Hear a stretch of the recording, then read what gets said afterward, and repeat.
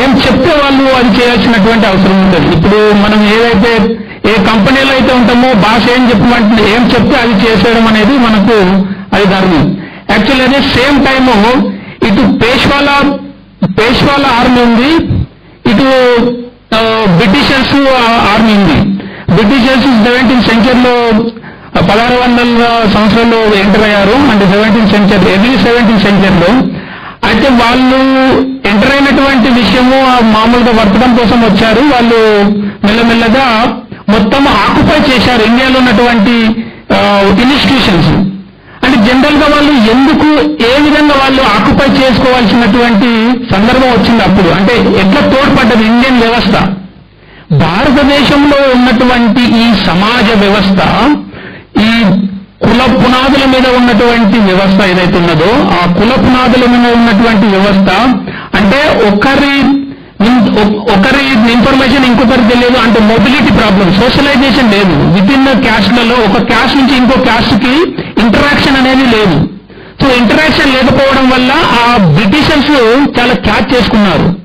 So ఆ catch చేసుకుని వీళ్ళని విభజించి పాలించడనే సిద్ధాంతాన్ని బేస్ చేసుకుని చేస్తే, ఆల్రెడీ వీళ్ళు విభజించి పాలించనే సిద్ధాంతంలోనే ఉన్నారు కాబట్టి ఏదైతే మనుస్మృతి ఆధారితంగా ఉన్నటువంటి వ్యవస్థ ఏదైతే ఉన్నదో, ఆల్రెడీ కుల వ్యవస్థలో 4 వర్ణాలు, అదే కాకుండా ఇంకా పంచమ వర్ణంగా ఇంకా దళితులు, ఇంకా చాలా తక్కువ కులస్తులు వాళ్ళు ఉండేవాళ్ళు. సో ఆ టైంలోనే వాళ్ళు ఆ వ్యవస్థని మొత్తం క్యాచ్ చేసుకుని, అందుకే వాళ్ళు 1947 వరకు మనల్ని పాలించగలిగారు. ఎందుకు పాలించగలిగారు అన్ని రోజులంటే, అది కుల వ్యవస్థ అనేది చాలా ముఖ్యమైనటువంటి ఇక్కడ వ్యవస్థ మనకు తెలుస్తా ఉంది. సో అదే సందర్భంలో పేష్వాలు చేసినటువంటి అరాచకాలు ఏదైతే ఉన్నదో, పూణేని బేస్ చేసుకుని చేసినటువంటి పరిపాలన ఏదైతే ఉన్నదో, దానికంటే ముందు బ్రిటిషర్స్ రాకముందు ఇక్కడ ఎడ్యుకేషన్ సిస్టమ్ అసలు బాగలేదు. యాక్చువల్లీ అసలు డౌన్ టోడన్ సెక్షన్స్ నుంచి వస్తున్నటువంటి వాళ్ళు ఎవరైతే ఉన్నారో వాళ్ళకు ఎడ్యుకేషన్ అనేది లేదు. అసలు ఎడ్యుకేషన్ ఓన్లీ కొన్ని అగ్రవర్ణాల వాళ్ళకు మాత్రమే, బ్రాహ్మిన్స్, ఎస్పెషల్లీ బ్రాహ్మిన్స్ మాత్రమే ఎడ్యుకేషన్ అనేది ఉండేది. ఇంగ్లీష్ వాళ్ళు వచ్చిన తర్వాత మనకు ఇంగ్లీష్ ఎడ్యుకేషన్ అనేది ఇంట్రడ్యూస్ చేయడం వల్ల దాంతోనే అంబేద్కర్ గురువు అయినటువంటి పూలే మొట్టమొదటి ఇంగ్లీష్ ఎడ్యుకేషన్ పొందినటువంటి వ్యక్తిగా మనకు తెలుసు. సో ఆయన చేసినటువంటి ప్రయత్నంలో భాగంగానే ఈ రోజు మనము ఈ స్థాయిలో మనము మహార్ రెజిమెంట్ చేసినటువంటి త్యాగాలను గుర్తు చేసుకోవడానికి అవకాశం అనేది కల్పిస్తా ఉంది. అంటే ముఖ్యంగా భారతదేశంలో ఎడ్యుకేషన్ వ్యవస్థ బ్రిటిషర్స్ రాకముందు ఎలా ఉండేది అంటే, ఓన్లీ గురుకుల సిస్టమ్ ఉండేది. ఓన్లీ బ్రాహ్మిన్స్ మాత్రమే, ఓన్లీ అప్పర్ కాస్ట్ వాళ్ళు మాత్రమే ఎడ్యుకేషన్ పొందడానికి అవకాశం ఉండేది. ఏదైతే ఎస్సీ ఎస్టీలు, అణగారిన వర్గాలు, మైనార్టీలు వాళ్లకు ఎడ్యుకేషన్ ఫెసిలిటీ అనేది చాలా తక్కువగా ఉండేది. సో అందులో భాగంగానే బ్రిటిషర్స్ అంటే ఇక్కడ అంటే వాళ్లకు కూడా అవసరం ఉంది ఇంగ్లీష్ ఎడ్యుకేషన్ ఇంట్రడ్యూస్ చేయడము, వాళ్ళ వ్యాపారానికి కావాల్సినటువంటి క్లర్కులను తయారు చేయడము, అట్లా వాళ్ళు ఆ ఉద్దేశంతో ఇంట్రడ్యూస్ చేశారు ఎడ్యుకేషన్. కానీ ఆ ఎడ్యుకేషన్ వాళ్లకు కొంత యూజ్ అవ్వడమే కాకుండా మనకు కూడా యూజ్ అయింది. అంటే దానికంటే ముందు ప్రపంచంలో చాలా హిస్టరీ ఉంది. ప్రపంచంలో మనము ఫ్రెంచ్ రివల్యూషన్ తీసుకున్నా, అమెరికన్ రివల్యూషన్ తీసుకున్నా, అదేవిధంగా రష్యా రివల్యూషన్, జార్జ్ చక్రవర్తి తీసుకున్నా, అంటే ఈ ఏదైతే హెజిమోనీ ఏదైతే ఉందో, ముఖ్యంగా ఆధిపత్య ధోరణి ఉన్నటువంటి వ్యవస్థ మీద ఎట్లాంటి ప్రజలు దాని మీద ఎట్లా వాళ్ళు వచ్చేసి మొత్తం మీద వాళ్ళ మీద తిరుగుబాటు చేసిందనే విషయాన్ని మనకు మహారు చేసినటువంటి త్యాగాలు మనకు చెప్తా ఉంటాయి.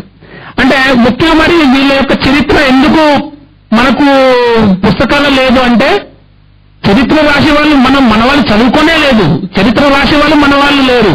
సో అలాంటప్పుడు మన చరిత్రని వేరే వాళ్ళు రాస్తారా? రాయరు. సో అందుకే అప్పటి నుండి చరిత్ర మీద పూలే చరిత్ర మీద కాన్సన్ట్రేట్ చేశారు. అంటే చరిత్ర ఎట్లా, ఇప్పుడు మనకు పూలు రాసినటువంటి తృతీయ రత్న అనే ఒక బుక్ ఉంది. అంటే అది అప్పట్లో ఉన్నటువంటి వ్యవస్థలో ఇరు పక్షాలు అంటే ఎస్పెషల్లీ బ్రాహ్మణికల్ వ్యవస్థ ఎట్లా సామాన్య జనాన్ని ఎట్లా పీల్చి పిప్పి చేస్తుందనే వ్యవస్థ గురించి పూలే అందులో చాలా చాలా బాగా వివరించారు. అది తెలుగులో కూడా వచ్చింది, వీలైతే మీరు చూడండి. అది మన ఊసా సార్ తెలుగు అనువాదం చేశారు, సాంబశివరావు సార్. సో అంటే మొత్తం మీద ఈ వ్యవస్థలో ఉన్నటువంటి కుల వ్యవస్థ ఏదైతే ఉన్నదో, అంటే ఆ కుల వ్యవస్థను అనుభవించినటువంటి మహాన్ సోల్జర్స్, అంటే పూణేలో ఉన్నటువంటి పూనా బ్రాహ్మిన్స్ ఎవరైతే చిప్పన్ బ్రాహ్మిన్స్ ఉన్నటువంటి వాళ్ళు రాజ్యాన్ని ఏలుతున్నటువంటి సందర్భంలో చాలా అతి దారుణంగా పరిపాలన గావించేవాళ్ళు.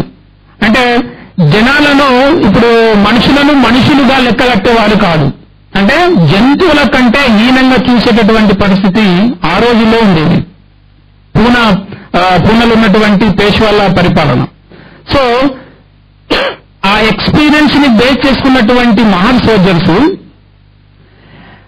వాళ్ళు ఆ ఎక్స్పీరియన్స్ ఏదైతే ఉన్నదో ఆ ఎక్స్పీరియన్సే వాళ్ళు పోరాటం చేయడానికి పూనుకుంది. అదేవిధంగా ఆ పోరాటం చాలా వీరోచితంగా పోరాటం దాదాపు ఒక 28,000 సైన్యము, 28,000 సైన్యము, ఇంకా మిగతా బలగాలతో ఉన్నటువంటి పేష్వా సైన్యాన్ని కేవలం ఒక 500 మంది మహార్ రెజిమెంట్ సైనికులు మొత్తం వాళ్ళని ఓడించేసి విజయాన్ని సమకూర్చినటువంటి సందర్భము జనవరి 1, 1818. సో ఇట్లా ఉన్నటువంటి చరిత్రను, అంటే ఆ చరిత్రను మనకు అందించలేకపోయారు. అంటే చరిత్రను మిగతా జనరేషన్ కి, అంటే నాలెడ్జ్ అనేది ఎప్పుడైనా వాస్తవాలు అనేది ఒక జనరేషన్ నుంచి ఇంకో జనరేషన్ కి ట్రాన్స్ఫర్ చేయాల్సినటువంటి వ్యవస్థ ఎక్కడైనా అది ట్రాన్స్ఫర్ కావాల్సింది. కానీ భారతదేశంలో ఉన్నటువంటి కుల వ్యవస్థ కారణంగా ఆ త్యాగాలు ఏదైతే ఉన్నాయో ఆ త్యాగాల ఫలితాలు మనకు ఈ రోజు అనుభవిస్తున్నాం. ఆ త్యాగాలను చరిత్ర పుటలో ఎక్కించలేకపోయారు. అందుకు అదంతా కుల వ్యవస్థ, కుల వివక్షత అనే విషయాన్ని మనం మర్చిపోవద్దు. భారతదేశంలో ఒకప్పుడు కులం అనేది చాలా దారుణంగా ఉంటే ఈ రోజుల్లో కులం ఎట్లా ఉన్నది అనేది మనం చూస్తే చాలా దాన్ని రూపం మార్చేసుకుంది. అప్పట్లో ఎట్లుండేది, అప్పట్లో మనము టచ్ చేయడానికి వీలేదు, ఎదుటి వాళ్ళని వేరే కాస్టింగ్ చేసి టచ్ చేయడానికి వీల్లేదు. కానీ ఇప్పుడు టచ్ చేయవచ్చు, కానీ మనకు రావాల్సినటువంటి బెనిఫిట్స్ దగ్గర వాళ్ళు టచ్ చేయకుండా చూస్తున్నారు. జస్ట్ మనుషులు ఇట్లా టచ్ చేసుకోవచ్చు, కానీ మనకు రావాల్సినటువంటి బెనిఫిట్ దగ్గర వాళ్ళు టచ్ చేయకుండా వివిధ రకాలైనటువంటి డిస్క్రిమినేషన్ వివిధ రూపాల్లో, అంటే సొఫిస్టికేటెడ్ గా మనకు చూపించేటటువంటి వ్యవస్థని ఈ రోజు మనం సొసైటీలో మనం చూస్తా ఉన్నాము. అదేవిధంగా ఎస్పెషల్లీ మరి ఈ చరిత్రను ఎందుకు దాచిపెట్టారు, చరిత్రను ఎందుకు బయటికి తీయలేదంటే మన వాళ్ళు చదువుకున్న వాళ్ళు అప్పట్లో లేరు. మరి అప్పుడు లేరు, ఇప్పుడు ఉన్నారు కదా.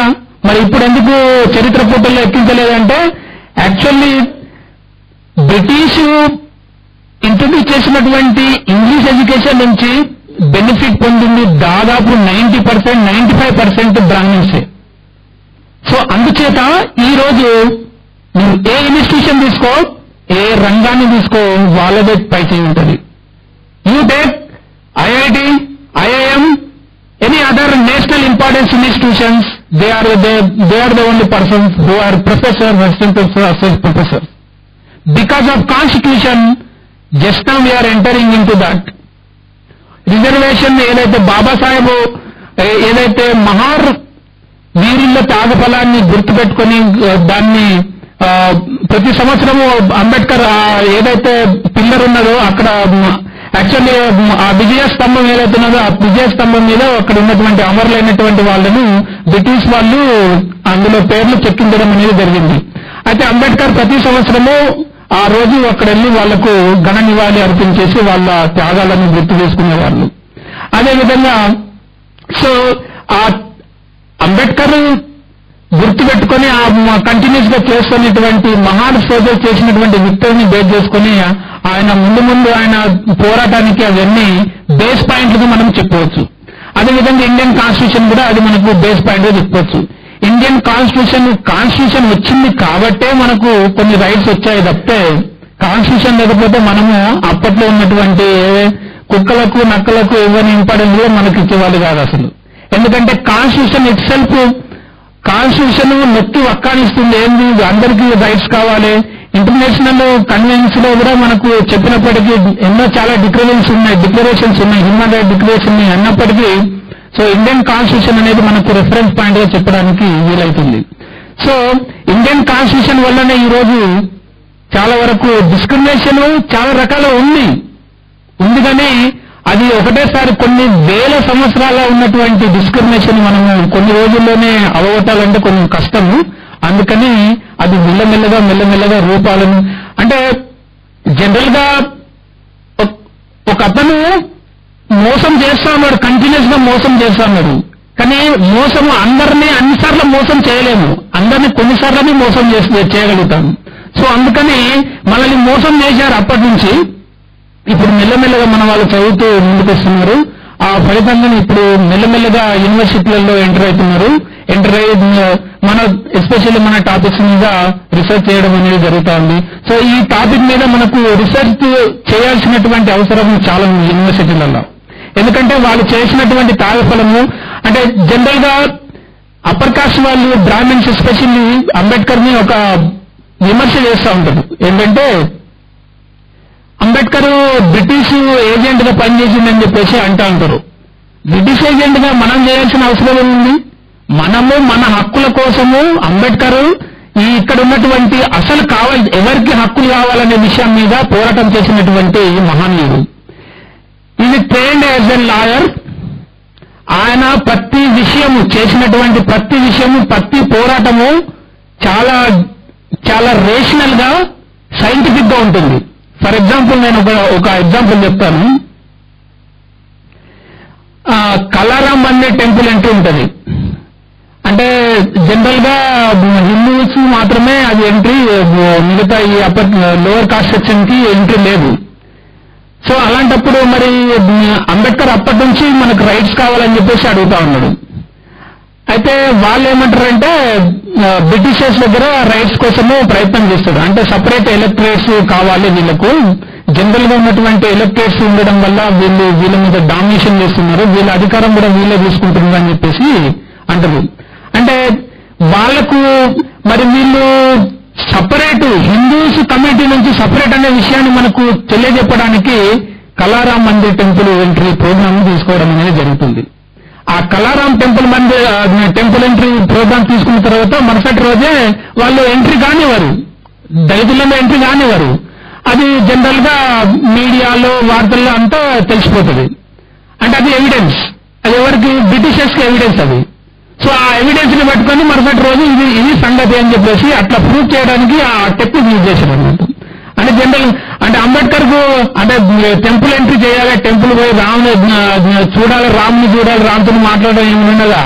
ఏం లేదు. అది just it's like tactics. As a trained as a lawyer he was very clever in this regard. So అలా ప్రతి మూమెంట్ సత్యాగ్రహం ఏదైతే ఉందో వాటర్ కోసం చేసినటువంటి ప్రయత్నం అట్లాంటివి అది చాలా పెద్ద ప్రయత్నం. ఎందుకంటే కుక్కలు పందులు అందులో నీళ్ళు తాగుతున్నాయి కానీ మనుషులకు నీళ్ళు తాగడానికి ఇవ్వట్లేదంటే అది ఎంత దారుణం అది. సో అలాంటి సిచ్యువేషన్ లో ఇండియన్ కాన్స్టిట్యూషన్ లో అంబేద్కర్ చేసినటువంటి ప్రయత్నం చాలా ఉంది. కానీ అప్పట్లో కాన్స్టిట్యూషన్ ని డిబేట్ లో చూడాలి. యాక్చువల్లీ ఫస్ట్ ఆ కాన్స్టిట్యూషన్ మొత్తం రాసిన తర్వాత లాస్ట్ రోజు అడాప్ట్ చేసుకునే టైంలో అంటున్నట్టు అంబేద్కర్ స్పీచ్ ఉంటుంది.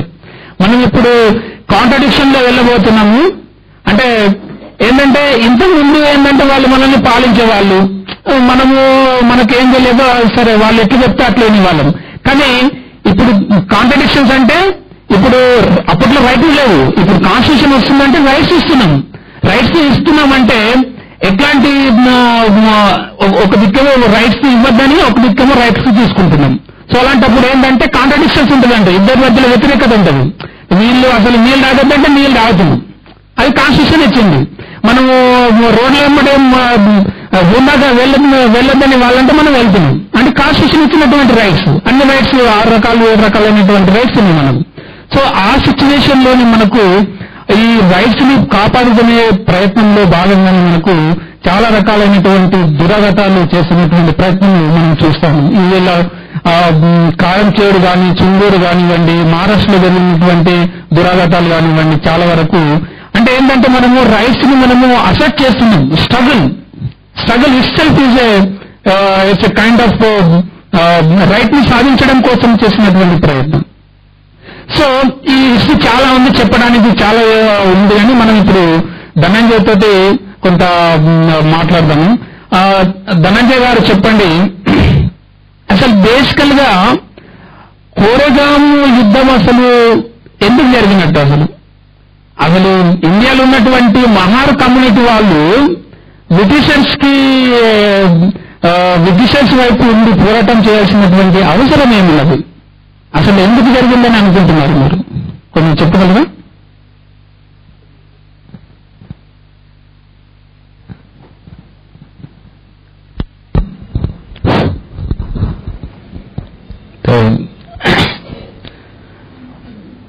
అందరికీ జై భీమ్. మనం పాయింట్ పర్టికులర్ గా చూస్తే మనకు విజన్లోకి నేరోకి వెళ్ళిపోతాం.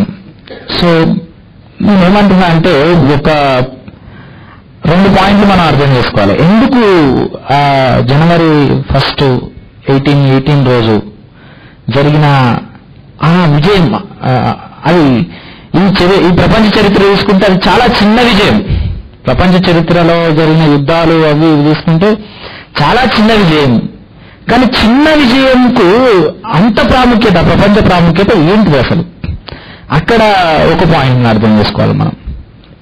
రెండో పాయింట్, అసలు ఇది ఎట్లా బయటకు వచ్చింది? ఇది ఎట్లా బయటకు వచ్చింది? మరి ఇది బయటకు వచ్చి ఏం చేసింది? ఇంకేమన్నా బయటికి తీసిందా అనే 2 పాయింట్లను మనం ఒక క్రమ పద్ధతిగా వెనక్కి వెళ్తూ ఉంటే మనకు విషయాలు అర్థమైంది. డాక్టర్ అంబేద్కర్ గారు what Congress and Gandhi have done to the untouchables లో, అంటే వాల్యూమ్ నెంబర్ 9 లో ద డూమ్ ఆఫ్ గాంధీయిజం అనే చాప్టర్ లో రాశాడు. ఈ కుల వ్యవస్థ 3 విషయాలపైన ఆధారపడి ఈ నిర్మాణం ఇంకా కొనసాగుతుంది. నిర్మాణం చేయబడ్డది కూడా 3 విషయాలపైన. ఏంటివి ఆ 3 విషయాలు అంటే మనం చాలా విషయాలు చెప్పొచ్చు, కానీ అంత గొప్ప స్కాలర్ కాబట్టి ఆయన అన్నిట్లను గురించి ఒక 3 పాయింట్లలో పట్టేసిండు. మొత్తం చిక్కుబొక్కు చెప్తుంటారు. అది అయింది, ఈయన ముట్టునే లేదు, అంటుముట్టు అనేసి, లేకపోతే వీళ్ళు దూరం నుంచి అనేసి, ఇవన్నీ కండిషన్స్ కావు. అంబేద్కర్ దాని నుంచి జ్యూస్ గురించి ఒక 3 పాయింట్స్ చెప్పింది మనకు. ఆ 3 పాయింట్స్ మనకు ఆయుధం మీద అధికారం లేకపోవడం. సో మాసెస్కి ఏం చేసిర్రు అని అంటే ప్రొహిబిట్ చేసిర్రు, ఆర్మ్స్ నే ప్రొహిబిట్ చేసిర్రు, ఆయుధం మీద అధికారం లేకుండా వేయడం. తర్వాత ప్రాపర్టీ పైన, మనకు ఆస్తి పైన అధికారం లేకుండా వేయడం. ఆస్తి అని అంటే నువ్వు బంగారం నువ్వు కొనగల కెపాసిటీ ఉన్నా కొనొద్దు, ఎండిలు వాడొద్దు. ఎందుకు మనకి ఇంకా ఆభరణాలు లేవు మన లాకర్లల్లా? భారతదేశం అంతా ఏడబోయినా కానీ బంగారం వెళ్తుంది, కానీ మన మనీళ్ళు అయితే అన్ని బోసిపిక్కలే వెళ్తాయి మొత్తం. ఏంటి అని అంటే కుండలు వెళ్తుంటాయి మనకు, మట్టి కుండలు. ఏంది ఇది అని అంటే మనకు ఆస్తి పైన అధికారం లేదు, అంటే భూమి ఉండొద్దు. భూమి ఉండొద్దు అంటే దాన్ని అర్థం చేసుకోవాలి మనం డెప్త్గా కిందకి. భూమి ఉండొద్దు అని అంటే ఏంటి? తెలంగాణలో చాలా ఫ్రీక్వెంట్ పదం ఇది. ఏంద్రా మా నాయన పేరు మోజా, ఏంద్రా మోజా ఎట్లున్నా అంటే అయ్యా అంత నీ దయ నాయన, అంత నీ దయ పటేలా. ఏంది స్లాంగ్ అంటే మనం భూమి పైన అధికారం లేదు కాబట్టి మనకు, మనం నిలబడే ఆ 2 జాగల భూమి అయినా వల్ల వాందే. నిలబడడానికి, మనం ఉండడానికి విడిచిపెట్టండి, నిలబడడానికి లేదు. మేము మొత్తం ఎకనామిక్ హిస్టరీ చూడండి, అంబేద్కర్ పక్కకెడతాడు, అంబేద్కర్ గురించి ఎంత చెప్తారు, అంబేద్కర్ పక్కకెడతారు. అగ్రికల్చర్ డెవలప్మెంట్ గురించి మీరు చూడండి, అగ్రికల్చర్ డెవలప్మెంట్ లానికి మొత్తం బుక్ వెతుకు, ఒక పాయింట్ రాసి ఉంటుంది మన గురించి. ఏమని రాసి ఉంటుంది? అగ్రికల్చరల్ లేబరర్స్ అనే ఒక పాయింట్ రాసి ఉంటుంది. ఆ పాయింట్ ను ఒక్కొక్కడు ఒక్కొక్క రకంగా ఇంటర్ప్రిట్ చేస్తుంటారు. పెద్ద పేరు మోసిన ఎకనామిస్టులు అందరూ బ్రిటిష్ వాళ్ళు వచ్చినాక 37% మంది భూమి లేకుండా తయారయ్యారు అని రాసిండు. అంతకు ముందు అందరికీ భూమి ఉన్నది, బ్రిటిష్ వాళ్ళు వచ్చిన తర్వాత భూమి లేని ఈ రైతు కూలీలు ఎంతమంది అంటే 37% మంది అని రాసిపెట్టిండు. మళ్ళా నెక్స్ట్ ఏం రాస్తాడు, వాళ్ళు ఎట్లా పనిచేసిరు అని అంటే their salary on their kind, అంటే వాళ్ళ దయతోటి, పైసలు కాదు కైండ్ అంటే నేను ఏదో అనుకున్నా, ఇక పదం కోసం వెతుకుతే దయ తప్ప ఇంకేం లేదు. అంటే వాడు దయ చూసి వాడు బోనో ఏదో వేసే తప్ప వీడి పనికి విలువ లేదు, అంటే పనికి పైసలు ఇచ్చే పరిస్థితే లేదు. అంటే మనకు భూమి లేదు, భూమిపైన అధికారం లేదు, ఉండడానికి ఇల్లు లేదు, దున్నుకోనికే భూమి లేదు, మనం దేనిపైన పనిచేయాలి, వాని దయ పైన పనిచేయాలి. ఇంత అగ్రికల్చర్ డెవలప్మెంట్ దృష్టిలా నేను ఒక్క పేజ్ మన గురించి ఒక పేరా తప్ప ఇంకేం రాయారు. మళ్ళీ దీన్ని ఏ అని చెప్తారు, 37% బ్రిటిష్ వాళ్ళు వచ్చినందుకు అయ్యారు అనేసి. అప్పటి వరకు వీళ్ళకు భూమిపైన అధికారం లేదు అనే దాన్ని మరిపియడికే బ్రిటిష్ వాడు బాగా దొరికింది. దీనికి బ్రిటిష్ వాళ్ళు చేసింది కాబట్టి 37%. అంతవరకు వచ్చిందా అంటే అంతవరకు లెక్కలు తీసినాడు ఎవడు? అంతకుముందు లెక్కలు చూపి ఇది లేదు 37% అని అంటే మనం ఒప్పుకోవచ్చు. అంటే ఇట్లా నువ్వు రెండు రకాలుగా, అట్లా నువ్వు మామూలుగా చూసిన వ్యక్తికి కూడా కనిపించేది, ఒక స్కాలర్గా చూసిన వ్యక్తికి కూడా కనిపించే విషయాలు ఏంటంటే మనకు ఆస్తి పైన హక్కు లేకపోవడం. బట్టలు కూడా కొత్త వేసుకోవద్దు మనం. ఇప్పటికి మనోళ్ళు బట్టలకు ఇంత పసుపు ఇంత కుంకుమనో ఏదో రుద్దుతారు. అది ఏందనుకున్నారు, మన కొత్త బట్టలు ఇవ్వద్దు అనేసి ఆ నేసిన బట్టలను కనీసం మురుగునీట్లన్నా పులిమి ఇవ్వాలి, లేకపోతే దాన్ని చించి ఇవ్వాలి. మీరు చూడండి, ఏదన్నా మనం స్టార్ట్ చేసేటప్పుడు దానికి ఏదన్నా అంటిస్తాం, అది ఇంకా మన మైండ్లో ఉంది కాబట్టి. కాకపోతే ఇప్పుడు అట్లా చేయరు కాబట్టి ఇట్లా కొంచెం కుంకుమనో అది అంటియడం, లేకపోతే దాన్ని ఇంకా చించడం, లేకపోతే ఇంత సిరిపేసి కొంచెం వేయడం, ఇవన్నీ మనకు అలవాటైన పరిస్థితి అన్నమాట. అట్లా మనకు తినే తిండి పైన, కట్టే బట్ట పైన, వేసుకునే ఆభరణాల పైన, దేనిపైన అధికారం లేకుండా పోవడమే మనకు ఆస్తి పైన అధికారం లేకుండా చేయడం. మొదటిది భూమి పైన లేదు, తర్వాత అది ఆస్తి పైన లేదు, నాలుగోది ఖడ్గం అంటే ఆయుధం పైన లేదు. ఈ మూడే చూడండి, మొత్తం దాన్ని కొడితే కుల వ్యవస్థ ఈ 3 పాయింట్ల విన్నే ఆధారపడి ఉంటుంది. మరి ఈ 3 పాయింట్లు కుల వ్యవస్థకు ఆధారం. మరి ఈ 3 పాయింట్లకు ఇప్పుడు 1 అంటే జనవరి 1 తారీఖు 1818 రోజు మహార్ రెజిమెంట్ విజయానికి బాంబే ఇన్ఫెంట్రీ లైట్ ఆర్మీ, అది అంటే వాళ్ళు ఎట్లా పెట్టుకున్నారు అని అంటే అక్కడున్న లోకల్స్ తోటి ఒక ఆర్మీని తయారు చేశారు. మీకు అమెరికన్ హిస్టరీ చూస్తే మనం ఏమంటాం, బఫెలో సోల్జర్స్ ఎట్లా తయారు చేసుకున్నారు, ఇక్కడ అట్లా తయారు చేసిన రెజిమెంట్ అది. మరి ఆ విజయానికి మరి దీనికి ఏం సంబంధం? అసలు ఎట్లా బయటకు వచ్చిందో భలే విచిత్రంగా ఉంటుంది. అసలు మనలను రిక్రూట్ చేయడం ఆపేశారు 1890 తర్వాత ప్రాంతంలో రిక్రూట్మెంట్ ఆపేసారు. కారణం ఏం చెప్పారు? అప్పుడు అంబేద్కర్ అప్పుడు చిన్నప్పుడు కారణం ఏం చెప్పారు మనకు అని అంటే యుద్ధ వీరుల జాతి అని ఒక ఎలిజిబిలిటీ పెట్టారు. పాయింట్ ఎలిజిబిలిటీలో ఏంది, ఒక యుద్ధ వీరుల జాతిని అయితే తీసుకోవాలి, పొడుగు పొట్టి అవన్నీ తర్వాత సంగతి, నువ్వు యుద్ధం చేస్తావా లేకపోతే ఇవన్నీ అనవసరం. యుద్ధ వీరుల జాతిని నువ్వు నిరూపించుకోవాలి. యుద్ధ వీరుల జాతి అని నిరూపించుకోనికి మనకి డాక్యుమెంటేషన్ ఎక్కడిది? ఎందుకంటే విద్య మీద హక్కు లేదుగా మనకు, విద్య మీద హక్కు లేదు, ఆస్తి మీద హక్కు లేదు, ఆయుధం మీద హక్కు లేదు. ఈ 4-5 హక్కులు మనకు ప్రాథమికంగా ఏవైతే ఉంటాయో అవి లేనే లేవు. కాబట్టి మనం డాక్యుమెంట్ చేసే పరిస్థితి లేదు. ఈరోజు మనం డాక్యుమెంట్ చేసుకుంటున్నాం ఈరోజు, కానీ ఇంతకు ముందు డాక్యుమెంట్ చేసే పరిస్థితి లేదు.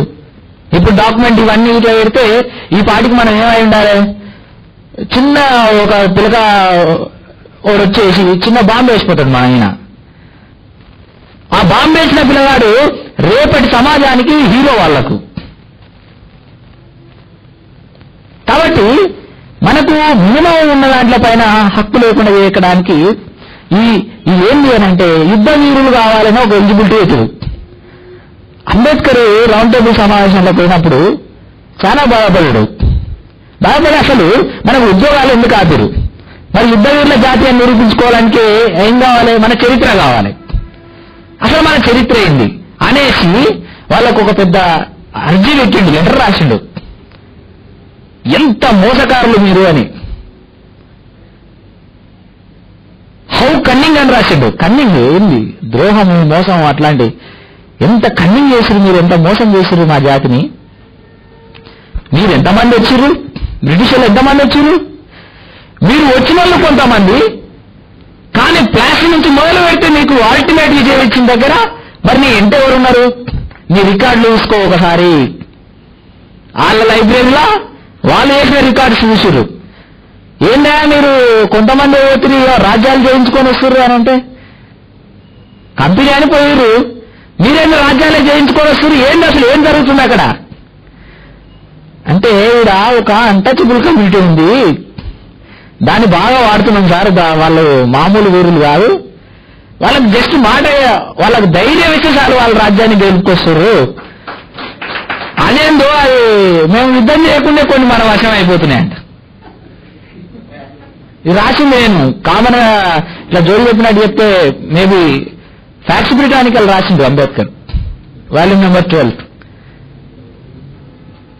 ఏంది అనే వాళ్ళు అక్కడి నుంచి ఒకటి వేస్తారు కదా, ఓ లెటర్ వేస్తే ఇది మాది పరిస్థితి, వాళ్ళు కొన్ని యుద్ధాలలో మీరు పాల్గొనకండి, మీరు జస్ట్ వాళ్ళు ఉన్నరు మేము చూసుకుంటామని అంటారు, పని కానిచ్చుకొని వస్తుర్రు, మరి అట్లా నడుస్తుంది అని. అట్లనా, అయితే వాళ్ళను ఇన్స్టిట్యూషనలైజ్ చేయాలంటే ఒక వ్యవస్థీకరించండి అని చెప్పేసి అక్కడి నుంచి ఒక మెయిల్. వ్యవస్థీకరించడం అంటే ఏంది, వాళ్ళు వ్యవస్థీకరించడం ఎట్లా, అక్కడనే ఉందన్నమాట మన పాయింట్. వాళ్ళు ఏం చేయరు వ్యవస్థీకరించడం అని అంటే, అక్కడ ఒక ఇన్స్టిట్యూట్ లాగా తయారు చేయడం అని, ఉద్యోగం ఇవ్వడము ఇట్లా. వాళ్ళు ఏం చేసి రిక్రూట్మెంట్ చేసుకోవడం స్టార్ట్ చేశారు. ఏం రిక్రూట్మెంట్, నువ్వు యుద్ధానికి గెలిచినావు కాబట్టి నువ్వు సైనికునివి, అవతలోడు మనం ముట్టుకుంటలేడు, మనల్ని చీ అంటుండు, నువ్వు నీచి నువ్వురా, నీ బతికింది అంటున్నాడు, మనకు మసి పూస్తున్నాడు, మన ఉమ్ము మనమే చేస్తున్నాడు, మనం బయటికి వెళ్ళేది, మన అందమైన ముఖం చూడకుండా మసి పూసుకో అని చెప్పిండు. సో ఇవన్నీ వీడు చేస్తుంటే వీడు వచ్చేమో హక్ చేసుకుంటున్నాడు, నీకు కత్తి ఇచ్చిండు, నీకు గుర్రం ఇచ్చిండు, యుద్ధం చేయమంటున్నాడు, భయపడొద్దు అంటున్నాడు. అంటే ఏమొచ్చింది ఈ పాయింట్లో వాళ్ళ చూడు, వాళ్ళు ఫస్ట్ వాళ్ళు ఒక కండిషన్ పెట్టారు, మొదట మీరు ఉద్యోగాలకు రావాలంటే మీరు ప్రాథమిక విద్యాభ్యాసాన్ని పూర్తి చేయాల్సి ఉంటుంది అని చెప్పారు. అంబేద్కర్ వాల్యూమ్ని డైరెక్ట్ రాసిండు, ప్రాథమిక విద్యాభ్యాసాన్ని మీరు పూర్తి చేయవలసి ఉంటుంది. అంటే మనకు ఉద్యోగం వచ్చింది, మొదట నీకు కత్తి వచ్చింది అంటే ఆయుధం మీద అధికారం వచ్చింది. నేను అల్టిమేట్ అధికారం గురించి మాట్లాడతలేను, రిలేటివ్గా. ఇంతకు ముందు నువ్వు శంపదెబ్బ కొట్టలేవు, ఈ రోజు నీ చేతిలో కత్తి ఉంది, అంతే. అల్టిమేట్ గురించి నేను ఆలోచించేది, అల్టిమేట్ పరిస్థితులలో కూడా లేవు మనం అప్పుడు.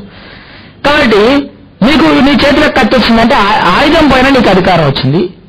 తర్వాత నీకు ఉద్యోగం అవడంతో నీ పనికి ఒక ప్రతిఫలితం, అంటే తిండి రూపంలో లేకపోతే నీకు భూమి రూపంలో ఈ రాజ్యాన్ని జయించినప్పుడు నీకు ఉంటుంది కదా కొంత భాగం, అట్లా నీకు ఉద్యోగం ఇవ్వడం ద్వారా అక్కడ నీకు ఆస్తి సమకూరింది కొంత మటుకు. మనకు అంటే ఒక్క నిమిషం, ఈ కంటిన్యూషన్ లో ఒక రికగ్నిషన్ ఇచ్చారనేది కాంటెస్ట్ అదే. ఇప్పుడు ఆస్తి వచ్చింది, మనకు ఎంప్లాయ్మెంట్ దొరికింది, దాంతో కండిషన్ ఏంది, ప్రాథమిక విద్యాభ్యాసాన్ని చేయాలి. ప్రాథమిక విద్యాభ్యాసాన్ని చేయాలి అని అంటే ఇతను చదవాలి. అంటే అప్పటి వరకు మన విద్య అయిన హక్కు లేదు, ఇప్పుడు ఆటోమేటిక్గా అనివార్యంగా ఏమొచ్చింది, విద్య అయిన హక్కు వచ్చింది. ఈ విద్య అయిన హక్కు ఏంది అసలు, ఎంత పెద్ద అచీవ్మెంట్ అంటే, ఈ రోజు మనం ఇక్కడ కూర్చోవడానికి, ఇంత స్వేచ్ఛగా మాట్లాడడానికి మహనీయుడు రావడానికి కారణం అది. ఏంటది అని అంటే ప్రాథమిక విద్యాభ్యాసం కండిషన్ పెట్టడం వల్ల ప్రాథమిక విద్యాభ్యాసం చేసిన బాబాసాహెబ్ వాళ్ళ తండ్రి అన్లైట్ టీచర్ అయ్యిండు. వాడు ఎక్కడి నుంచి చేస్తాడు టీచర్లను? బాబునోళ్ళు ఏమన్నా మనకు చదువు చెప్తారా? ఇక్కడ 10 మందికి నేర్పాలి, ఈ 10 మందిని టీచర్లను చేయాలి. బాబాసాహెబ్ వాళ్ళ తండ్రి అక్కడ టీచర్ అయ్యిండు. అక్కడ టీచర్, ఆర్మీలో టీచర్ అయిన తర్వాత ఆయనకు గౌరవం పెరుగుతుంది. ఆయన నా పొరకు చీయని అన్నవాళ్లే గురువు అని మొక్కుతున్నారు. అరే, విద్యలో ఇంత గొప్పతనం ఉందా? నేను ప్రాథమిక విద్యాభ్యాసం చేసినే ఇంత గొప్ప ఉంటే ఇక నా కొడుకులను ఏ స్థాయికి పంపించాలి అనేసి చిన్న ఒక పాన్ డబ్బాల కంటే చిన్నగా ఉన్న చిన్న ఇల్లు లాంటి దాంట్లో ఉండి కూడా అంబేద్కర్ గారిని చదివిపించింది మెట్రికులేషన్ వరకు. అంటే అక్కడ మనకు విద్య ఖడ్గం మీద వచ్చింది, ఆస్తి వచ్చింది, విద్య మీద అధికారం వచ్చింది. టోటల్గా అని చెప్పట్లేదు, కానీ మనలో కొంత వర్గానికి అది తోడ్పాటైంది. దాని కాంట్రిబ్యూషన్ గొప్పదనమాట. అక్కడ ఏంది, మొట్టమొదటిసారిగా మన బానిసత్వము బద్దలైన రోజు అది. ఆ విజయం సాధించినందుకు, మనం ఆర్మీగా వ్యవస్థీకరించబడినందుకు మనకు ఉద్యోగము, దాని ఆదాయము, తర్వాత విద్య. అక్కడ విద్య నేర్చుకోవడం వల్ల అక్కడి నుంచి ఒక మహాపర్వతమే మనకు ఈరోజు బాబాసాహెబ్ డాక్టర్ అంబేద్కర్ గా ఉండి చిన్న దగ్గర స్టార్ట్ అయిన అది ఈరోజు భారతదేశమే కాదు, పాకిస్తాన్ లో కాదు, ఆఫ్ఘనిస్తాన్ లో ఉన్న ఏ దళితులనైనా సరే మొత్తం విమోచనం చేసి పడేసింది. అసలు భారతదేశానికి కాంశీరామ్ సార్ను చాలా సింపుల్ ఉంటాయి. కాంశీరామ్ సార్ ఒక ఆయన వచ్చి, సార్ మీరు ప్రధానమంత్రి అంటే ప్రధానమంత్రి మీరే ఫ్యూచర్ ప్రధానమంత్రి అంటున్నారంతా, పాకిస్తాన్ పైన మీ అభిప్రాయం ఏందనేసి ఒక విలేకరు వచ్చి అడిగిండు. నా అభిప్రాయం ఏందా, మొన్ననే మా చుట్టాలు ఉన్నారా పోయి వచ్చిన మీటింగ్ పెట్టుకొని వచ్చినా అని చెప్పిండు. అంటే ఏమో అంటారని ఎక్స్పెక్ట్ చేసిండు. పాకిస్తాన్ ఏందా, పంజాబ్ లో 2వ భాగం అక్కడుంది, 1వ భాగం ఇక్కడుంది, నేను మస్తార్లు మీటింగ్ పెట్టుకొని వచ్చిన. సరే బంగ్లాదేశ్ మేడం మీ అధికారం, బంగ్లాదేశ్ మహారాజ్యమే మా అంబేద్కర్ అక్కడి నుంచే గెలిచిండు అని చెప్పాడు. ఏంది అంటే ఒక ఇంటర్నేషనల్, మనకేమో ఇవి శత్రువులు, ఇవి శత్రు దేశాలు, అసలు పాకిస్తానీ అంటున్నాగా నేను ఈ రక్తం ఉడకాలే, అతన్ని చంపాలే, ఇంకా నువ్వు జోలేలేదని చెప్తుంటే అంబేద్కర్ మైండ్ అది. కాంశీరామ్ సార్ ఏంది, nothing but Ambedkar mind. Doctor Ambedkar గారు ఏది చెప్పిండో దాంట్లో బాగా ఆకలింపు చేసుకున్న ఒక గొప్ప యోధుడు ఆయన. కాబట్టి ఆ యోధుడి మాటలు చాలా సింపుల్ గా ఉంటాయి, చాలా అర్థం ఉంటుంది. అట్లా చాలా ఉదాహరణలు చెప్పొచ్చు మనం. ఎందుకు అనంటే ఎట్లా ఒక థింకర్ అంబేద్కర్ ను అర్థం చేసుకున్న ఒక యోధుని మైండ్ ఉంటుంది. అందరూ సార్ అంబేద్కర్ కు భారతరత్న ఇయ్యారా, ఈ రోజు మనం చాలా రిలవెంట్ ఇది. అంబేద్కర్ కు భారతరత్నను తిరస్కరించండి, ఇయ్యొద్దు, అంబేద్కర్ భారతరత్న ఎనిగే తీసుకున్నారో ఒక ఉద్యమం చేయాలి మనం. ఉద్యమం అంటే డిమాండ్ చేయాలి. ఎందుకు అనంటే ఎవరెవరికి ఇస్తున్నారో మనకు తెలుసు. ఆ టైంలో కాంశీరామ్ సార్ ఏమన్నాడు అంటే, అంబేద్కర్ సార్కు భారతరత్న ఎందుకయ్యా, మన గవర్నమెంట్ వచ్చినాక గాంధీకి ఇద్దామని అన్నాడు.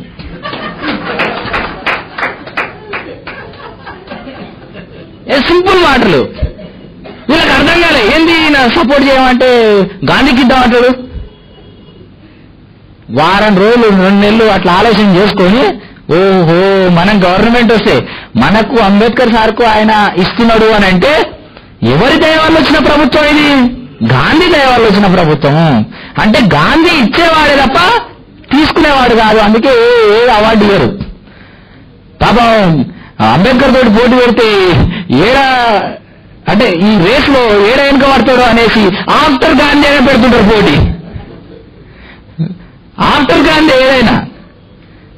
కాబట్టి మనం ఏ విషయాన్నన్నా ఈ కోణంలో మనం అర్థం చేసుకుంటూ పోతే మనకు అది చాలా ఇంపార్టెంట్ విషయం. మన విముక్తికి సంబంధించిన విషయము భీమా కొరెగాంలో జరిగింది.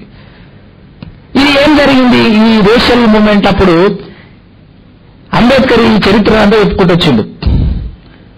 చూడండి మీ డాక్యుమెంట్స్, మీరు మొదటి యుద్ధం మొదలుపెట్టారు, అక్కడ అన్టచబుల్సే ఉన్నారు.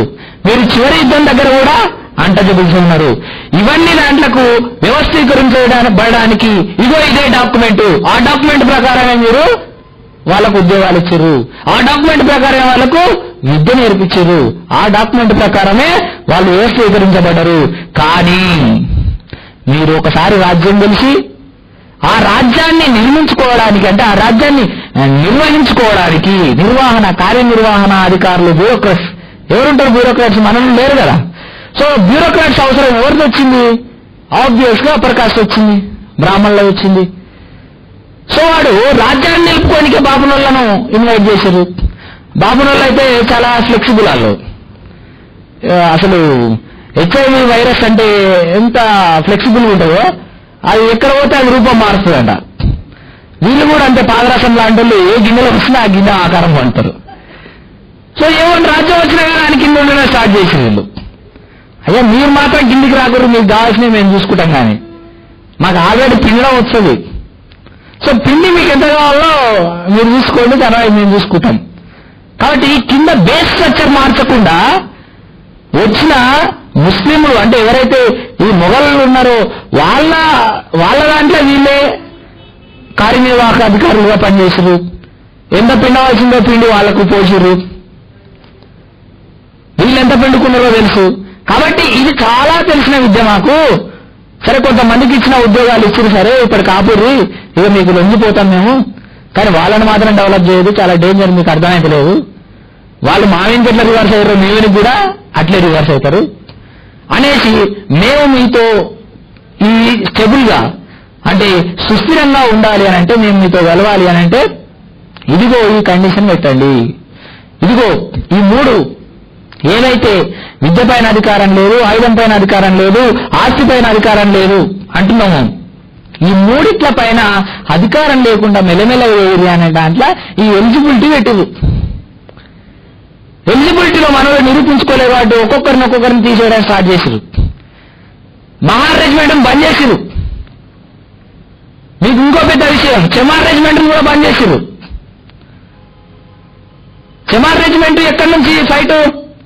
చెమార్ రెజిమెంట్ పంజాబ్ నుంచి కొట్టుకొస్తుంది.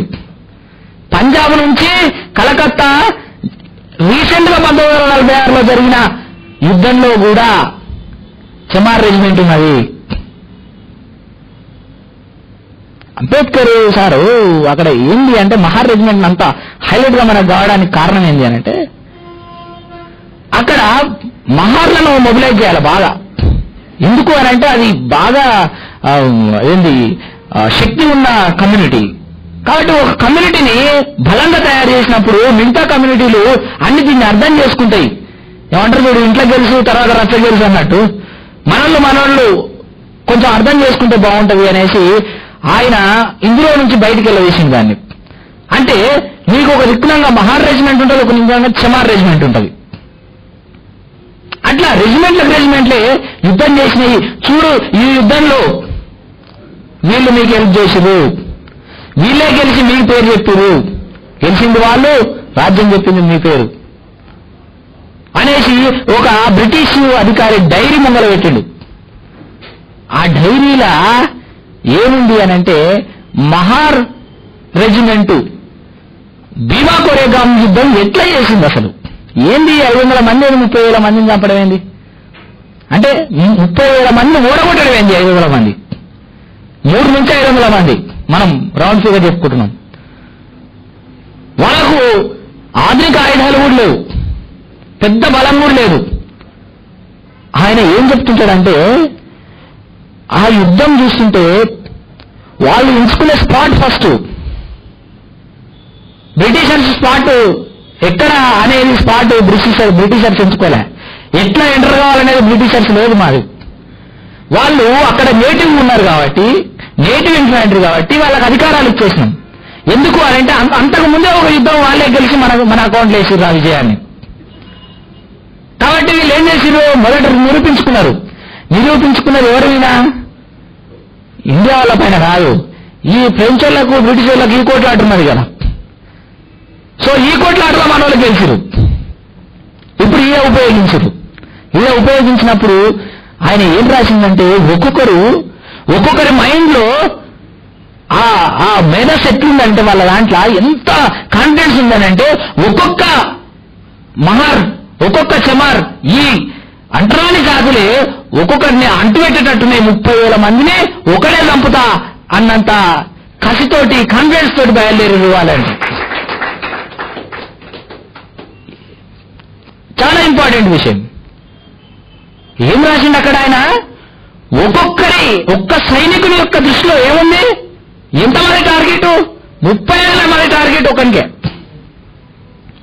30,000 మందిని నేను చంపాలి, 10 మందిని అని వాళ్ళు 20 మందిని మనం చంపుదాం, నెక్స్ట్ వచ్చిన చంపు, ఇది కాదు. ఒక్కడే సైనికుడు 30,000 సైన్యం. అంటే ఈ 300 నుంచి 500 మంది ఈ సైనికులకు ఆ 30,000 సైన్యం అంట చిన్నగా కనిపించిందట. అది యుద్ధానికి పోయే ముందు మాట్లాడుకుంటుంటే ఈయన ఇది చెప్తాడట, ఏం లేదు సాబాయ్ చాలా చిన్నది, ఊకే ఎందుకు ఇంత టెన్షన్ ఆడుతారు మీరు, ఇలా రెస్ట్ తీసుకుంటారా చెప్పురి. తిండి లేదు, 14 రోజులు నడుస్తున్నారు వాళ్ళవినా, తిండి లేదు. అప్పటిలాగా ఇదేంటి యుద్ధం అని అంటే ఈ ట్యాంకర్లు వచ్చి మనకు ఇచ్చిపోవడము ఇలాంటివి లేవు. తిండి లేదు, నీకు తిండి ఉండదు. నీళ్ళలో ఏడు దొరికితే ఆడ నీళ్ళు తాగాలి, చెట్టు దొరికితే చెట్టు తినాలి, గడ్డ దొరికితే గడ్డ తినాలి. అంతటి ఘోరమైన పరిస్థితులు. అయినా వాళ్ళు ఏమంటున్నారు? వీళ్ళు చేసింది అంతింతగా సార్, ఒకడొకడు నా జాతిని నాశనం చేసినోడు, నా తల్లిని చేసినోడు, నా చెల్లెల్ని బాగా మానభంగం చేసిర్రు, నా నాయనను చీల్చి చెండాడిర్రు, గొంతులు కోసిర్రు, నా కసి ఊకుంటుందా? నా తలకాయ నరికినా కానీ నా మొండెం కొట్లాడుతుంది అని చెప్పి వీళ్ళు అప్పైత అసలు 300 వీరులు అనే ఒక సినిమా వచ్చింది చూడండి, 300 అనే సినిమాలో నువ్వు ఎంత టెన్షన్ ఉంటావు అంతకంటే ఎక్కువ ఉంది మన దాంట్లో. ఆ డైరీ చూస్తే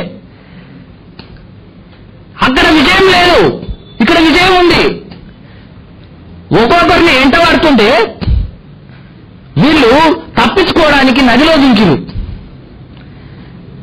42 మంది ఎట్ట చచ్చిపోయారు అనేసి కొంత సర్వే చేస్తే, అంటే కొంత ఆలోచిస్తే ఏం చేసిరంట అంటే వీడు నదిలో దుంకినా కానీ వాడిని దుంకి నరకనికి పోయినట, అదే దాంట్లో కొట్టుకుపోయాడు.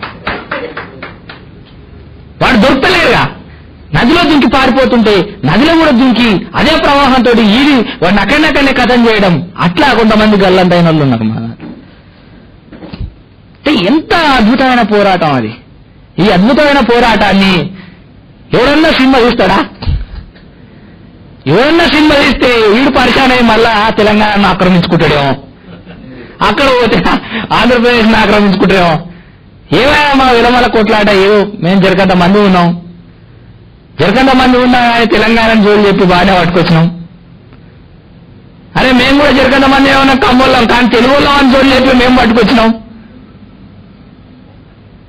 అట్లా ఏదో ఒకటి జోలి కావడానికి. కాబట్టి ఇక్కడ ఈ రిలవెన్స్ ఏంటి అని అంటే ఒక గొప్ప యుద్ధం, అది ఎంతో కాన్ఫిడెన్స్ ఇచ్చిన యుద్ధం. అది రిలవెన్స్ ఏంది మరి దానికి? దాని తర్వాత వచ్చిన మూమెంట్ ఏంది అంటే దాని తర్వాత వచ్చిన క్యారెక్టర్స్ మీరు చూడండి. ఉద్ధామ్ సింగ్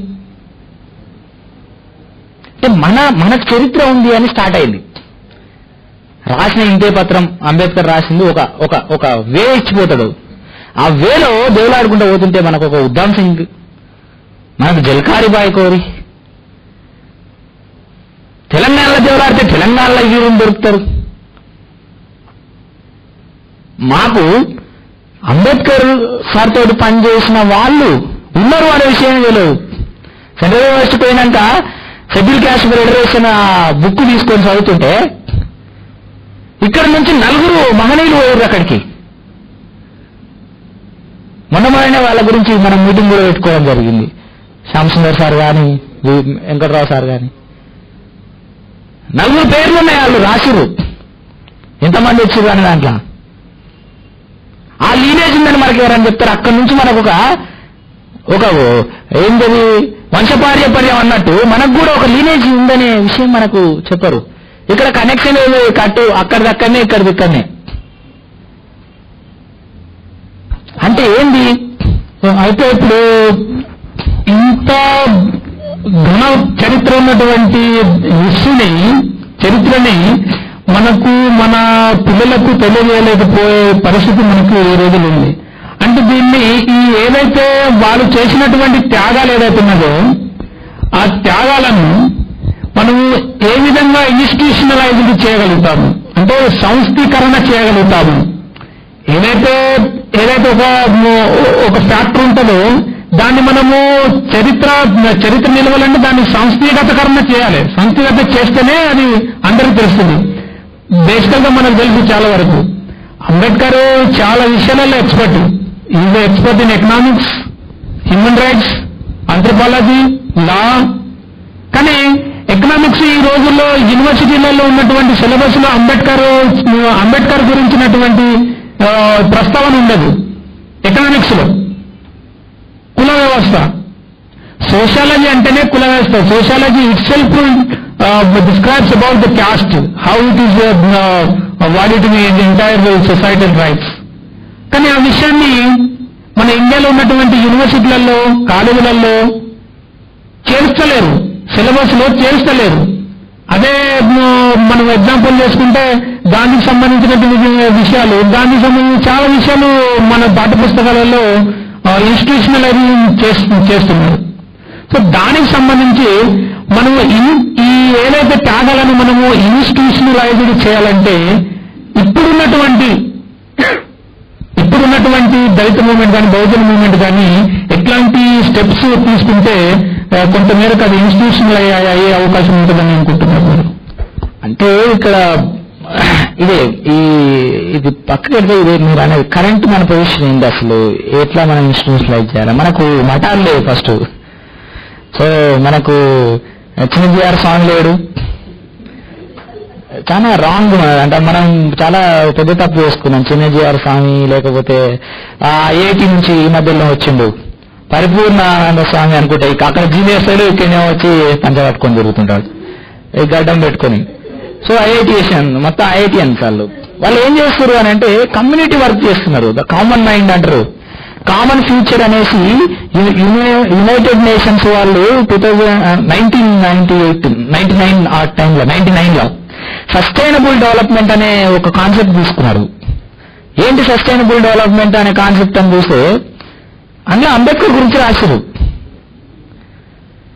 డెవలప్మెంట్ అప్రోచ్ లో అంబేద్కర్ పేరు రాయడం ఏంటని పరిచయం అయినా అది చదువుతుంటే అంబేద్కర్ చెప్పిన స్ట్రక్చరల్ డెవలప్మెంట్ ఒక 5 to 6 టైప్స్ డెవలప్మెంట్స్. దాంట్లో ఫస్ట్ డెవలప్మెంట్ స్ట్రాటజీ ఏంటంటే స్ట్రక్చరల్ డెవలప్మెంట్. అంటే స్ట్రక్చర్లో చేంజ్ చేయడం వల్ల, పాలసీలో చేంజ్ చేయడం వల్ల ఎట్లా ఎఫెక్ట్ అవుతుంటాయి, ఎట్లా అడ్జస్ట్ అవుతుంటాయి. ఇప్పుడు ఒక పాలసీ చేస్తే అడ్జస్ట్ అవుతుంటాయి. సింపుల్, మనకు పూనా ఒప్పందం వల్ల మనం చెంచాయుగం అనుకోకుండా వచ్చింది. మనం అడ్జస్ట్ అయినా అంతా చెంచా మైండ్ సెట్ అనేది స్టార్ట్ అయింది, అది అడ్జస్ట్ అయింది అనమాట. అంటే ఒక పాలసీ ఎట్లా అవుతుంది అనేది చాలా ఇంపార్టెంట్. అట్లా స్ట్రాటజీ. మనకు ఆర్థడాక్స్ స్కూల్ లేదు, ఆర్థడాక్స్ హిందూ స్కూల్ ఉంది, ఆర్థడాక్స్ బ్రాహ్మణ్ స్కూల్ ఉంది. ఆర్థడాక్స్ అంబేద్కర్ స్కూల్ ఉందా? ఎవరన్నా అంబేద్కర్ ఇట్లా చెప్పిండు వారంటే అవతల నందస్వామి ఒక ఆయన వచ్చి అంబేద్కర్ అలా చెప్పలేదు, నేను ఆర్ట్ ఆఫ్ లివింగ్ అనేది ఆర్ట్ ఆఫ్ లైవింగ్ అది అసలు యాక్చువల్లీ. అలా రవిశంకర్ అనే ఒక క్యారెక్టర్ వచ్చి ఏం చెప్తాడు బుద్ధుని గురించి? Buddha said nothing, Buddha said nothing అంటే ఏం లేదు అని చెప్పాడు. నథింగ్ అంటే ఏం చెప్పలే అని కాదు, ఏం చెప్పలే, ఏం లేదు అని చెప్పిండు. కానీ ఆదిశంకరాచార్య ఇంకా కొంచెం లోపలికి పోయి నీకు ఏమీ లేదనే విషయమో నీకు ఎట్లా తెలిసిందో అదే పరమాత్మ అని చెప్పినాడు. చూడు, అసలు ఏం లేదని చెప్పింది బుద్ధుడు కాదు, ఏం లేదని చెప్పింది ఆదిశంకరాచార్యుడు. అద్వైత సిద్ధాంతం ఏం లేదు, అంతా అవుతుందే మాయ. మాయ అంటే నువ్వు మాయ కాబట్టి నువ్వు చేసేదంతా అన్నట్టు మైండ్ సెట్. అదొక ఏమంటే ప్రిమిటివ్ మైండ్ సెట్ ని మళ్ళీ కొత్త రకంగా డెవలప్ చేసింది. 7 సంవత్సరాలు స్ట్రగుల్ చేసి, రీసెర్చ్ చేసి, తిరిగి ప్రాక్టీస్ చేసి ఈ ప్రపంచం యొక్క రహస్యాన్ని, ఈ ప్రపంచానికి ఉన్న అసమానతల యొక్క రహస్యాన్ని పట్టుకొని ప్రశ్నను బట్టి, దాని సమస్య పరిష్కారాన్ని బట్టి, ఆ సమస్య ప్రతి వాళ్ళ సమస్య వాళ్ళ పరిష్కారము రెండు ఏ విధంగా ఉన్నాయో దాన్ని ఒక సంఘ నిర్మాణంలో చేసిన భగవాన్ బుద్ధాన్ని పట్టుకొని ఆయన ఏమంటాడు, నథింగ్ అని చెప్పిందని చెప్తాడు. అంటే ఏంటి అది అంటే నువ్వు ఎక్కడన్నా చేయి. వాళ్ళు ఆర్థడాక్స్ స్కూల్లో ఉంటుంది ఒకటి, అంబేద్కర్ సార్ చెప్పింది ఇది. ఆర్థడాక్స్ స్కూల్ అనేది లేకపోతే ఏవి ముందుకు సాగడానికి వీలుండవు. డాక్టర్ అంబేద్కర్ వాల్యూమ్ నెంబర్ 9లో ఒక మిషనరీ ఎట్లుండాలో చెప్తాను నీకు. మిషనరీ అనేట ఆయన నారో మైండ్ థింకింగ్ ఉండాలి. మనోడు నారో మైండ్ థింకింగ్ అంటున్నాగానే అమ్మో పక్కెట్టరా బాబు వీడు జర బ్రాడ్ మైండెడ్ గా అందరినీ కలుపుకోపోయే రకంగా, అందరినీ కలుపుకోపోతే నువ్వు కలిసిపోతావు, నువ్వేం చేయలేవు. నారో మైండ్ థింకింగ్ అంటే నీ విషయమే ప్రధానం, నీ విషయం నుంచి ఎవరైనా చూడాలి. తెలంగాణ మూమెంట్ వచ్చిందా, ఓకే ప్రజాస్వామిక డిమాండ్ ఇది, మేము మద్దతు ఇస్తున్నాం అని చెప్పాలి. మన పని మనం చేసుకుంటూ పోవాలి. మనోళ్ళు ఏం చేస్తారు, అది మూమెంట్ జనరేట్ చేసింది రాజేశ్వరరావు ఇంట్లో 25 లక్షలతోటి మేము ఎవరైనా మరి దీనికి పెద్దవాళ్ళు అవుతారు అంటే నేనైతే అనేసి కేసీఆర్ పట్టుకొచ్చి ఆయన అట్లా ఇట్లా ప్రొవైడ్ చేసి అది నడిపిస్తున్న మూమెంట్ అని అర్థం తెలియక మనలకు, అది తెలంగాణని మనం ఎంత మోసుకున్నా ఓటు మాత్రం టీఆర్ఎస్కి వస్తుందని తెలియక, రాజ్యం టీఆర్ఎస్కి వస్తుందని తెలియక, రాజ్యం విలువలకు వస్తుందని తెలియక మనం అందులో ఇది మన మూమెంట్ అనేసి మనం పెద్ద ఎత్తున పాల్గొనడం. చివరికి రాజ్యం వచ్చిన తర్వాత ఎవరు నిర్ణయించుకున్నారు, ప్రతి ఊర్లో అంటే ప్రతి కాన్స్టిట్యున్సీ లో ఓట్ల దొడ్డికాడ రెడ్డి మంచి కాలు వేస్తున్నాడు, ఒక తాను AK-47 పట్టుకొని ఒక తాను కట్టెలు పట్టుకొని. కాబట్టి ఈ చిన్న 0.5% ఉన్న విలమ ఏం చేయాలి, రెడ్డికి దండం పెట్టుకోవాలి ఆడ. కాబట్టి టీఆర్ఎస్ పార్టీలో అందరు ఎవరు ఉంటారు, ఏ ఇన్ఛార్జ్ చూసినా రెడ్డే ఉంటాడు. తక్కువ అనేసి అప్పటి వరకు వీడిని కొట్టి ఉంటాడు, వానికి టికెట్ ఇచ్చింటాడు. సో అంటే ఇదంటే ఏంది, ఆర్థడాక్స్ స్కూల్. జనాభిప్రాయం ఏ విధంగా ఉండని వీడు అనుకున్న దాని ప్రకారం నిలబడతాడు. మన దాంట్లో ఫుల్ టైం ప్రొఫెషనల్స్ లేరు, అంటే ఫుల్ టైం వాళ్ళు లేరు మన దాంట్లో. ప్లస్ ఆర్థడాక్స్ స్కూల్ అనేది లేదు. కాబట్టి మన డిస్కషన్ వస్తున్నాగానే మనం డైల్యూట్ అయిపోతాం. అంటే ముఖ్యంగా మనము అంబేద్కర్ ను చూసినట్టయితే అంబేద్కర్ ఫస్ట్ ఎడ్యుకేషన్ ని చాలా ఇంపార్టెన్స్ ఇచ్చి అంబేద్కర్ ను మనం ఒకసారి పరిశీలించినట్లయితే తను సొంతంగా దగ్గరుండి ఇన్స్టిట్యూషన్లు కట్టించేసి ఇన్స్టిట్యూషన్ లో ఎడ్యుకేషన్ ని ప్రమోట్ చేయడం కోసం చాలా ప్రయత్నాలు చేసినటువంటి సందర్భాలు మనకు చరిత్రలో చూస్తాము. అయితే ఈ రోజుల్లో అంటే జనరల్ గా ఆ ప్రయత్నాలు అనేది కొంతవరకు మన వాళ్ళు కొంత మర్చిపోయినట్టు అనిపిస్తుంది అనేది మనం తెలుస్తాము. అదేవిధంగా బుద్ధుని చాలా మంది చెప్తా ఉంటారు, ఒక దగ్గర బోధి వృక్షం కింద కూర్చుంటే మొత్తం జ్ఞానోదయం అవుతుంది అని చెప్పేసి చెప్తా ఉంటారు. అది మాటికి రాంగ్ నోషన్. ఎందుకంటే ఎవరు చెట్టు కింద కూర్చుంటే జ్ఞానోదయం ఏం కాదు. రైట్ థింగ్ ఏంటంటే బుద్ధుడు చాలా great researcher, is a great researcher. అతడు తిరిగినంత ఎవరు తిరగలేదు. మీరు చూడండి, నదీ పరివాహక ప్రాంతాల్లో ఎక్కడ చూసినా కానీ బుద్ధుడికి సంబంధించినటువంటి లిటరేచర్ కానివ్వండి, బుద్ధుడు తిరిగినటువంటి దాఖలాలు మనకు కనిపిస్తూ ఉంటాయి. అంటే బుద్ధుడు భారతదేశాన్ని, అదేవిధంగా ఇంతకుముందు ఉన్నటువంటి నేపాల్, ఆ మొత్తం ఆ ఏరియా మొత్తాన్ని తిరిగి ఇక్కడ ఉన్నటువంటి ప్రజల యొక్క కష్ట సుఖాలను తెలుసుకుని ఎట్లాంటి వ్యవస్థ ఉండాలి, ఎట్లా ఉండాలనేది వాళ్ళ దగ్గర వెళ్ళి మరీ తెలుసుకున్నటువంటి రీసెర్చ్ స్కాలర్ గా మనము ఈరోజు చెప్పుకోవాల్సినటువంటి అవసరం ఉంది. ఏదైతే వేరే వాళ్ళు చెప్తా అంటారు అంటే బుద్ధిని మార్గం వెళ్ళని చెప్పేసి మనకు డైవర్ట్ చేస్తూ అంటారు. బుద్ధిని పోయి నువ్వు రూమ్ లో ఉంటే మొత్తం జ్ఞానోదయం అయితే చెట్టు కింద చూసి అంతా అవుతుంది అని చెప్పేసి మనల్ని డైవర్ట్ చేస్తూ ఉంటారు. అది కరెక్ట్ కాదు. ఎందుకంటే బుద్ధుడు is a great research scholar who travelled a lot in India. So అంటే ఇప్పుడు మొత్తం మీద మనకు ఈ ఏదైతే మనము చేసినటువంటి త్యాగాలను ఇన్స్టిట్యూషనలైజ్డ్ చేసుకోవాలంటే కంపల్సరీ మనకు ఎడ్యుకేషన్ ఇన్స్టిట్యూషన్ అనేది చాలా వరకు అవసరం. సో అదేవిధంగా మరి పొలిటికల్ గా ముందుకెళ్లాలంటే మరి ఎట్లాంటి ప్రయత్నం చేసిన అంటే ఈ మూమెంట్ ఏ విధంగా మనకు యూజ్ అవుతుంది అనేది మనకు కొంచెం చెప్తే బాగుంటుంది. అంటే బేసికల్ మన మూమెంటే పొలిటికల్ మూమెంట్. బేసికల్ చెప్పాలంటే అసలు యాక్చువల్గా ఏంటంటే మన పైన పైసలు లేవు కాబట్టి మనం రాజ్యం తెచ్చుకోవట్లేము, పైసలు లేవు కాబట్టి మన అదైతే లేవు పని ఇదైతే లేవు పని అని అంటే చాలా రాంగ్ నోషన్. అది అసలు మనం ఎంతమంది ధనవంతులను క్రియేట్ చేస్తున్నాం ఒకసారి చూడండి. మొత్తం మీరు ఎకనామిక్ గా థింక్ చేసైనా అదేంటైనా ఎంతమంది కోటీశ్వరుల్ని, ఎంతమంది 100 కోటీశ్వరునో లేకపోతే కొన్ని మంది వేల అంటే లక్షల కోట్లున్న కొంతమంది కోటీశ్వరుల్ని ఎవరు ప్రొడ్యూస్ చేస్తారు? అసలు మన సమాజమే ప్రొడ్యూస్ చేస్తుంది. మొత్తం ఎట్లా ప్రొడ్యూస్ చేస్తుంది అంటే మన దాంట్లో 2 రకాలు. అంటే ఇక్కడ ఒక 2 పాయింట్స్ చెప్తాం ఇంపార్టెంట్. 2 పాయాలు ఎట్లా అంటే ఒక రాజ్యం అనేది ఎట్లా ఒక ఇన్స్టిట్యూషనలైజ్ ఎట్లా చేసుకుంటుంది ఒకటి, ప్లస్ 2వ పాయింట్ ఏంటంటే కల్చరల్ గా మనం ఏంది అనేది. కల్చరల్ గా ఏంది మనలు చాలా మంది నేను వింటున్నా బౌద్ధం మూమెంట్ లో కానీ చాలా మంది మనల్ని ఓట్లు అమ్ముకుంటారు, ఓట్లు అమ్ముకుంటే అమ్మని అమ్ముకున్నట్టే అనేసి ఒక క్యాప్షన్ పెడతారు. అది తాకదు మనలకు. ఎందుకు తాకదు అని అంటే అక్కడి వరకు అప్పటి వరకు జర్రం అనిపిస్తుంది, తర్వాత చల్లగా అవుతుంది. మళ్ళా అది సినిమాకి పోయి మళ్ళీ వెనక్కి వచ్చినట్టే. ఎందుకు అని అంటే 1700 రోజులు దాదాపుగా అంటే 5 సంవత్సరాలు ఇంటూ 365 రోజులు దాదాపుగా 1700 రోజులు నువ్వు డైలీ అడుక్కుంటున్నావు. ఎట్లా అడుక్కుంటున్నావు? నువ్వు ఊర్లలో ఇంకా మనకు తెలుస్తలేదు. ఒక రెడ్డి అయినా లేకపోతే ఎవరైనా కొంత డబ్బున్న అప్పర్ కాస్ట్ వాళ్ళ పెళ్లి అయిన తర్వాత మిగిలిన బువ్వకు పొలావు బువ్వ మిగిలితే సాంబార్ మిగిలితే పొద్దుగాల వాళ్ళు పిలిస్తే మన వాళ్ళు గిన్నెలు పట్టుకొని ఉరుకుతారు. ఎంత దారుణమైన పరిస్థితి. మనోళ్ళు మనం పిలిస్తే వానికి కార్డిచ్చి వాని ఇంటికి పోయి పిలిస్తే కూడా వాడు పెళ్లికి రాడు. కానీ మనోళ్ళు వాని పెళ్ళని తెలిసి సార్లు వాడిపోతాడు.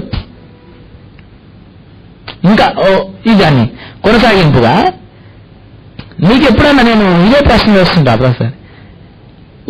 ఒక మనవని పెళ్లికి ఎస్సీ పెళ్లికి లేకపోతే ఎస్టీ పెళ్లికో బీసీ పెళ్లికో ఒక రెడ్డి ఆయనో ఒక అమ్మనో ఎవరో వస్తాడు అగ్రవర్ణస్తుడు. ఎన్నడన్నా వాళ్ళ భార్యలతో వచ్చిర్రా అని నా ప్రశ్న. మన చుట్టాల తానికి అయితే భార్య వస్తే లేకపోతే భర్త రాడు, భర్త వస్తే భార్య రాదు.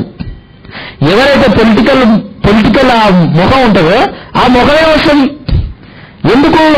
నీ చుట్టమేమో పిల్లలను అందరిని తీసుకొని నీ పెళ్లికి వస్తాడు, కానీ వీడు ఒకడే ఎందుకు వస్తాడు?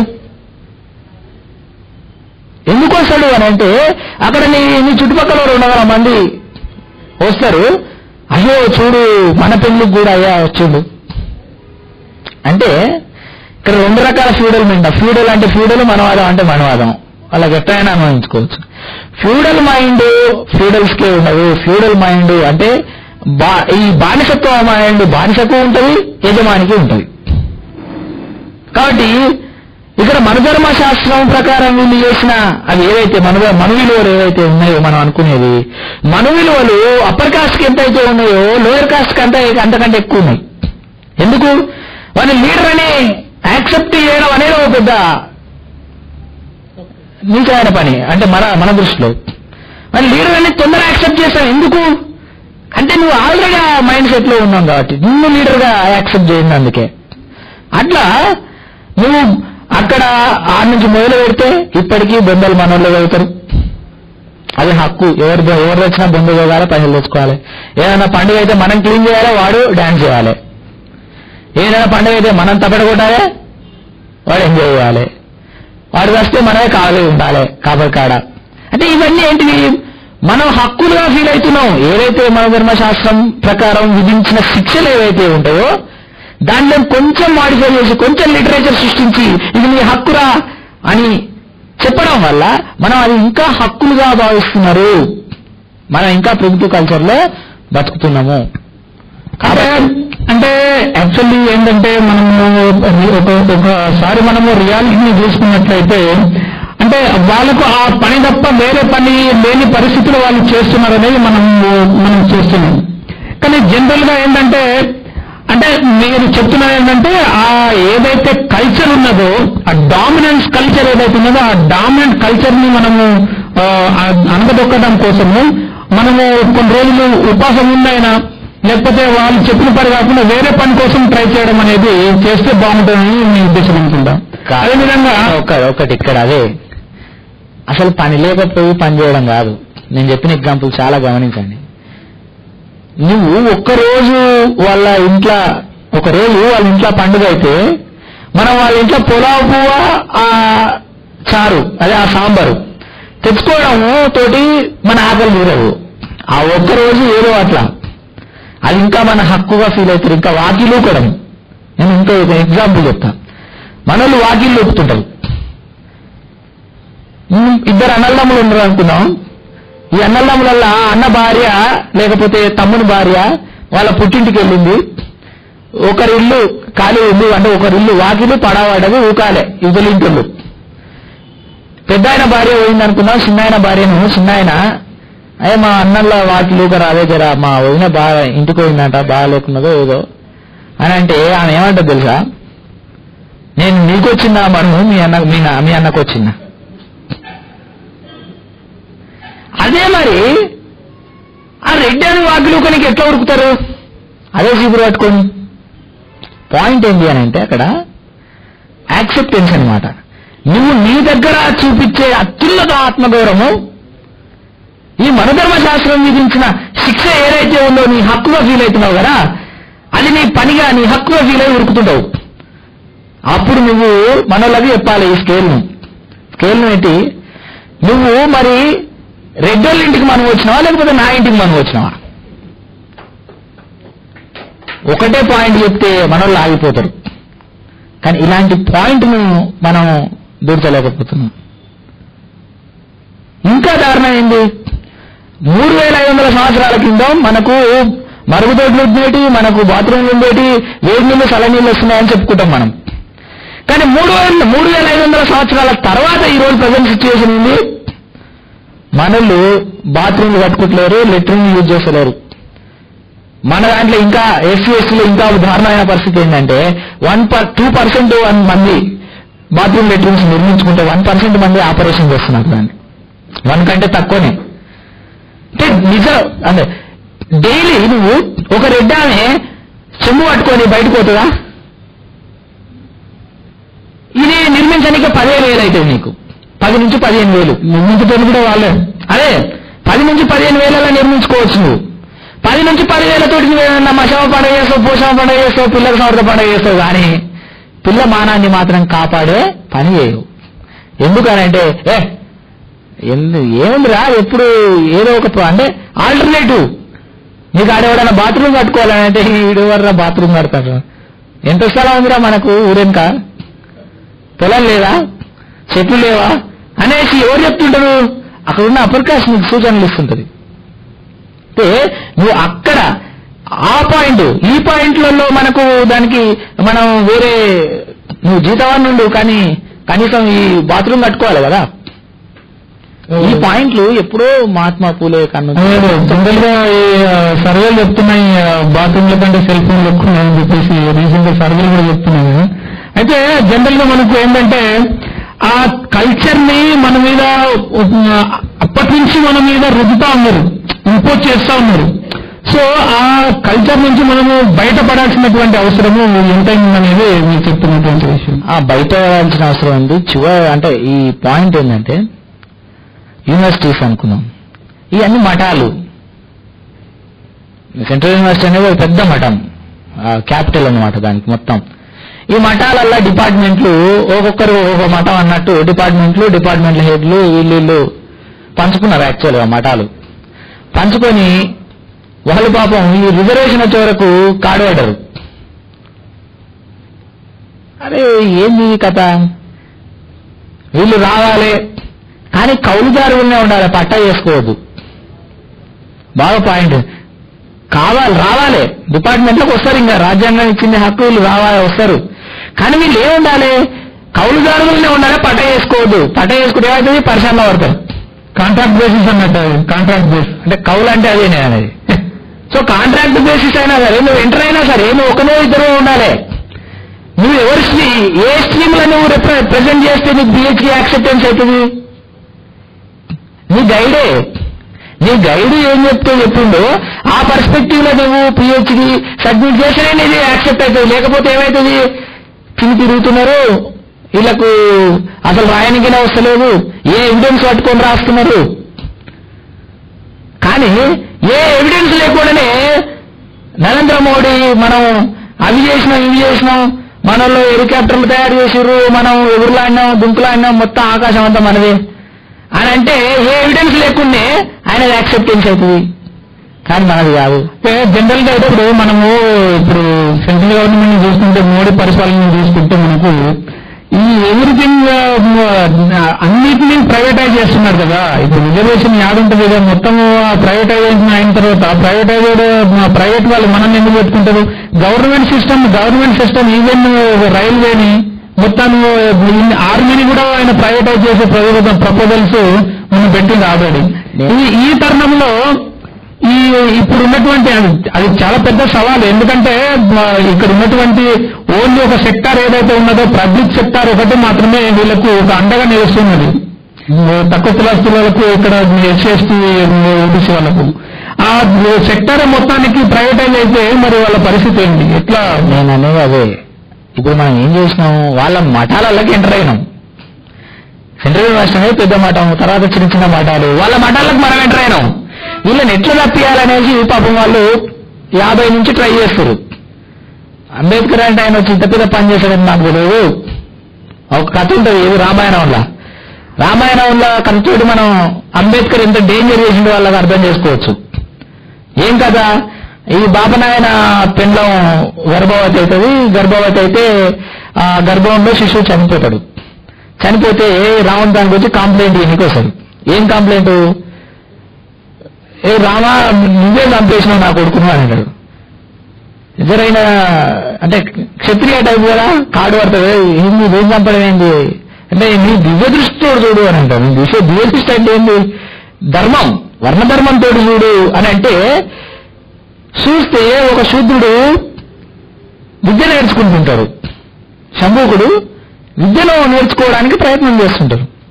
ఒక ఆశ్రమం పెట్టుకొని అక్కడ కొంతమంది శిష్యులతోటి విద్య అంటే ఈ ప్రకృతిని అర్థం చేసుకోవడమే విద్య.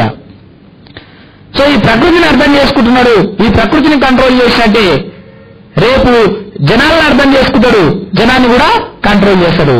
జనాన్ని అర్థం చేసుకుని జనాన్ని కంట్రోల్ చేసే విద్య ఏంది? మాది. కాబట్టి జనాన్ని కంట్రోల్ చేసే విద్య ఆయనకు తెలిస్తే, బ్రాహ్మణుల విద్య అతనికి తెలిస్తే ఎట్లా అనేసి ఈయన పోయి ఏం విచారణ చేయండి, ఠక్నండు తలకాయ నరికేసి వచ్చినాయి. వాళ్ళకి చూపించాం, మనే కాదు ఇంకెంత దారుణం చేసారు. నరికేసి వచ్చిన తర్వాత ఈ కడుపులో ఉన్న పిల్లగాడు, చనిపోయిన పిల్లగాడు, కడుపులో ఉన్న పిల్లగాడు బతుకుతాడు. చనిపోయిన పిల్లగాడు ఏం చేస్తాడు? బతుకుతాడు. ఇదంతా బాలకృష్ణ సినిమా చూసినట్టే ఉంటుంది మనకు. కానీ ఇక్కడ ట్విస్ట్ ఏంటంటే దాంట్లో అర్థం చేసుకుంది, ఈ వృత్తి పైన బతికే ఇది ఏదైతే ఉందో ఈ వర్గం, ఈ వర్గం యొక్క ఒక్కడికి ఇట్లా ఎడ్యుకేట్ అయితే, ఒక్కడి శూద్రాది శూద్ర కులాల నుంచి ఒక్కడు ఎడ్యుకేట్ అయితే వాడు ఒక బ్రాహ్మణుని చంపినట్టే.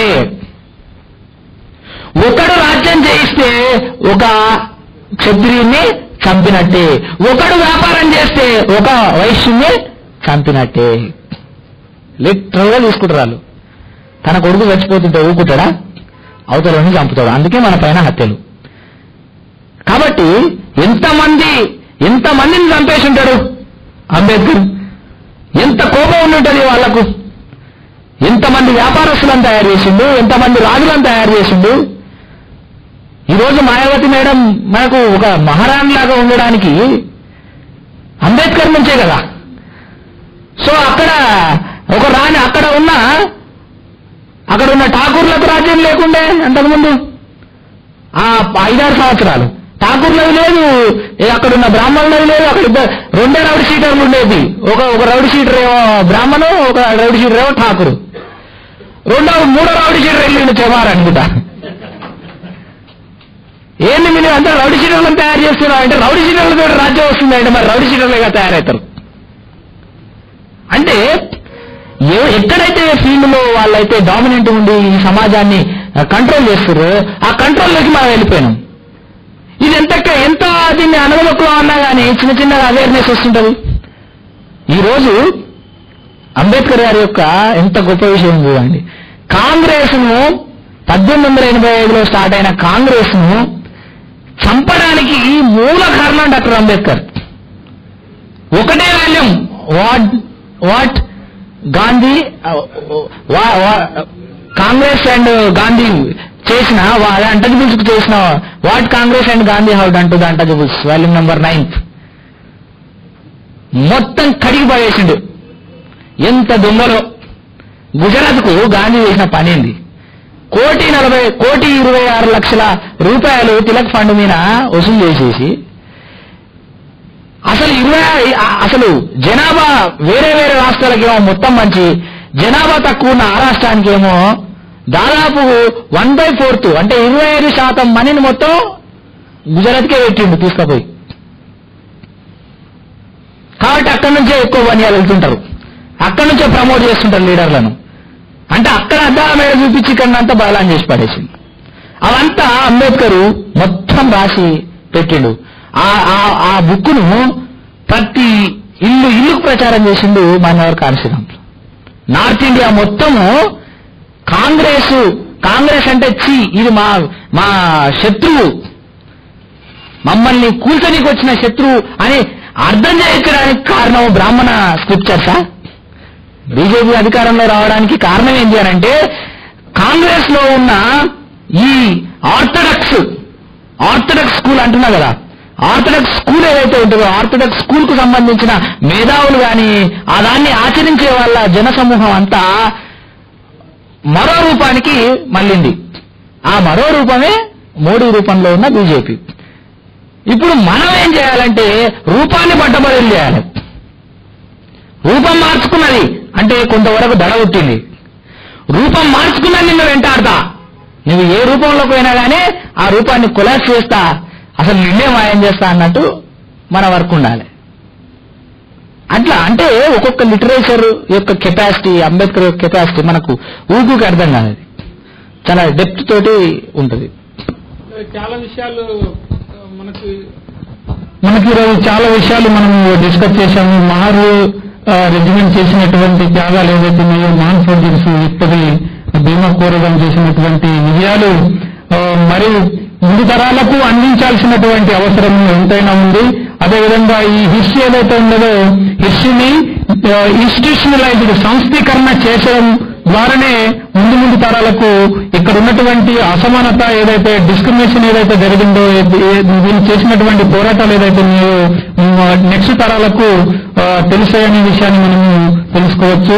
అదేవిధంగా మొత్తం వ్యవస్థలో ఉన్నటువంటి ఈరోజు ఒకప్పుడు కుల వ్యవస్థ డైరెక్ట్ గా ఉంటే ఈరోజు కుల వ్యవస్థ వివిధ రూపాలలో సోఫిస్టికేటెడ్ గా కనబడకుండా మనల్ని ఏదో ఒక రూపంగా మనల్ని బాధిస్తూ ఉంటుంది.